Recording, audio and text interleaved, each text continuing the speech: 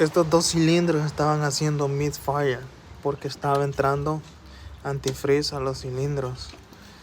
Este estaba trabajando bien porque el empaque se rompió. Esta es entrada de agua. Estaba entrando agua al cilindro por estos dos lados. Este y este estaban marcando random multiple misfire. En este hay explosión porque está humeado. Pero en estos dos no, estaba entrando antifreeze.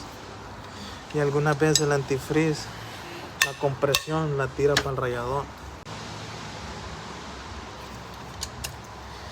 Estos dos cilindros estaban haciendo misfire porque estaba entrando antifreeze a los cilindros. Este estaba trabajando bien porque